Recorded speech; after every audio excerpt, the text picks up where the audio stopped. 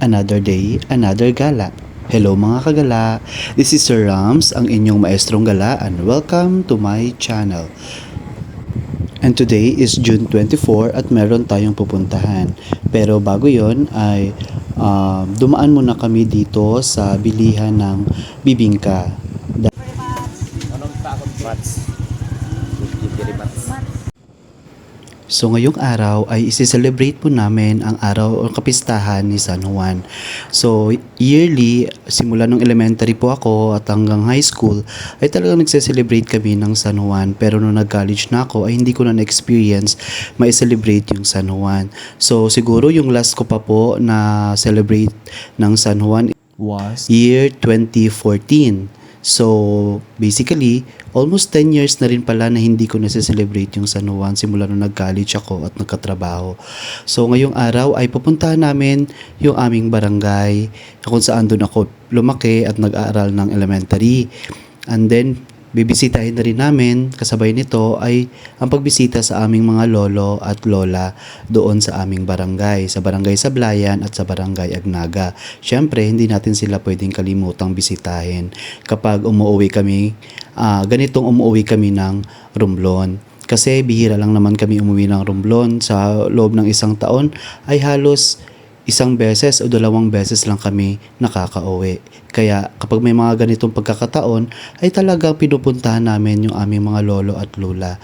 At lahat ng mga bagay na pwede namin gawin dito sa Romblon ay talagang ginagawa namin. Yung mga lugar na pwede naming puntahan at yung mga bagay na pwede naming gawin at yung mga pagkain na pwede naming kainin ay talagang ginagawa na namin dito kasi bihira lang kaming pumunta. Medyo may kalayuan lang itong aming barangay simula dun sa bayan, pero okay lang kasi meron namang motor at tricycle as source of transportation. Tapos ayun na nga, so unang mapuntahan namin dito ay itong barangay Sablayan, sa barangay ng lola ko. Dumaan na kami dito saglit dahil babalik din kami mamaya. After nun, diretso na po kami sa aming barangay. So welcome to Barangay Agnaga, kung saan dito po kayo pinanganak. So welcome po kayo dito sa aming very humble place, our barangay, Barangay Agnaga.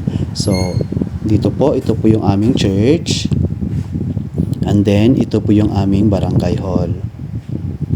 Ayan, so in a few minutes, nandito na kami sa aming bahay.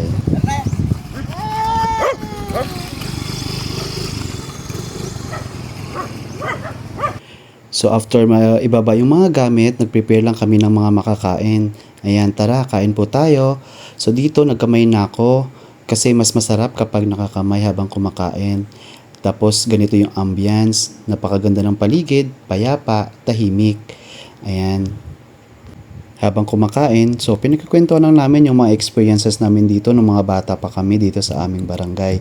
Kasi nga bihira na lang kaming umuwi dito. At ito nga pala yung lola ko, ito yung mama ni Papa. At pagkatapos namin kumain at maglinis ay pupunta na naman kami sa kabila.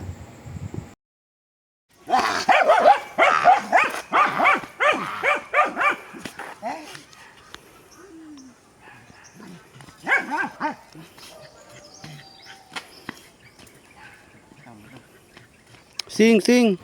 Yan si Singer. Yan po yung aso namin at siya lang yung naiiwan dito sa bahay. Yun papakain yung kapitbahay namin, minsan si Lola. Mga pala yung mga lolo at lola ko, sila yung mama at papa ni mama. Sa mga oras na to ay tapos na kaming maligo at magbanlaw. So ganito nga pala yung itsura niya kapag low tide. So ayun lang po. So sana na-enjoy nyo po yung video ito. At hanggang sa muli po. Please don't forget to follow, like, share, and comment to this video para sa mga susunod pang gala. Maraming salamat!